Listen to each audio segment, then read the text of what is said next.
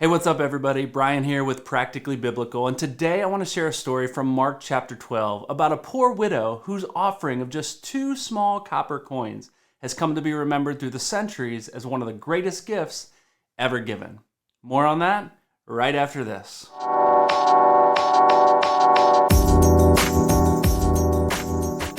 Hey, welcome back to the channel, or welcome to the channel if this happens to be your first time here.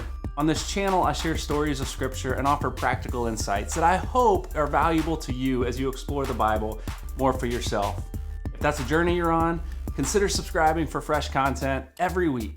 And if you like this particular video, hit that button and let me know so I can continue creating the content that you find most valuable. Now let's jump into it. In a previous video, I shared a story about a woman at a well whose name we never learned, but whose testimony about Jesus transformed an entire village. In Mark 12, we learn about another unnamed woman whose offering of just 2 small coins was worthy to be called out by Jesus and used to teach his disciples, and us, a little something.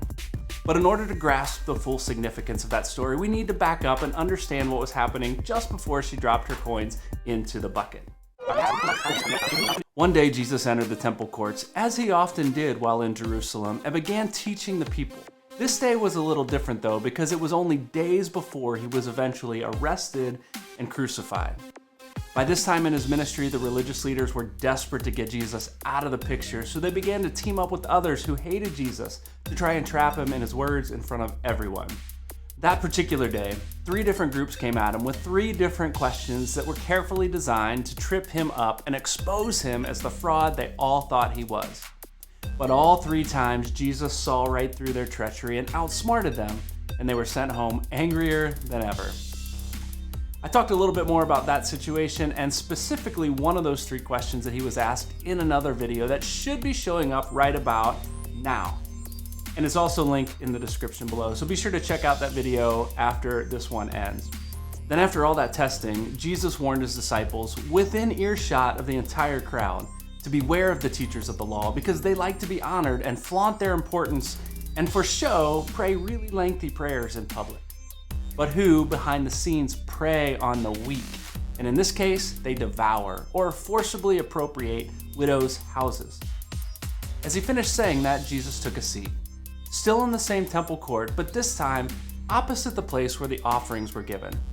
And as he sat down, he observed the crowd for a few minutes.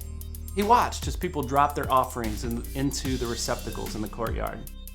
The wealthy dumped in large sums of money and loved the attention they got when they did so. Some of them even had entourages who announced and celebrated their charitable giving.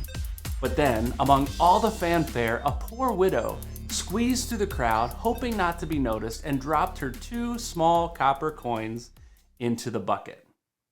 Let's jump back into that story. 2 copper coins. They didn't total much, likely less than a penny here in the United States. So giving such a measly offering wasn't something she was going to make a show of. So she slipped in and out quietly, assuming no one saw her, and avoiding the ridicule of anyone who did. But Jesus saw it, and he thought it worthy enough to point out.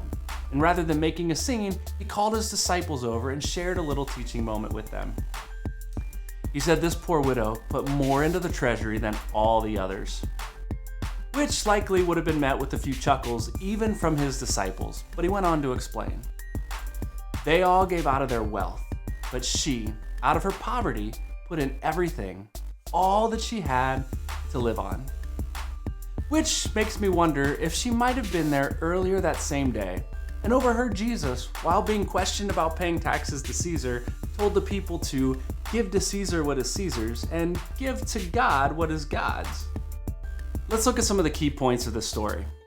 It was a matter of portion, not of amount. This widow's offering was more than all the others, not because of the sum of money she gave, but because she gave all of her money. You see, giving someone the change from your pocket might seem generous in the moment, but if you have a credit card or a debit card in the other pocket, that change doesn't feel like a big deal. But if that pocket change is all you have and you give it up, trusting God to provide, maybe even for your next meal, well, that's a different story.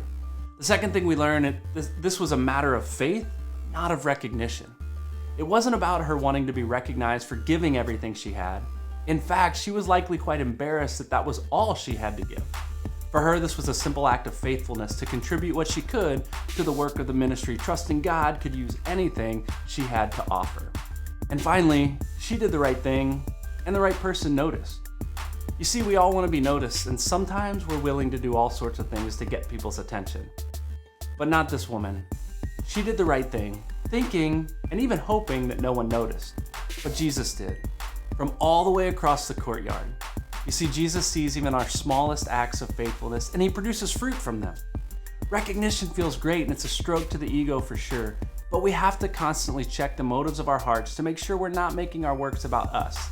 And the irony of the whole situation is that we don't know the amount of money anyone gave that day, or any day, to the temple treasury, except for one faithful, though unnamed woman who snuck in inconspicuously, emptied the last 2 coins from her bag, and slipped away just as quietly as she came in. There's a lot to learn from the story and the surrounding context, so I'd love to know what you learned from this story about the widow's offering. Let me know in the comments, and be sure to like this video and subscribe to the channel for more content like this every week. That'll do it for this episode of Practically Biblical. If you want to hear about some of the parables Jesus told, some of which were shared in the very same courtyard where this all happened, be sure to check out the playlist on the next screen.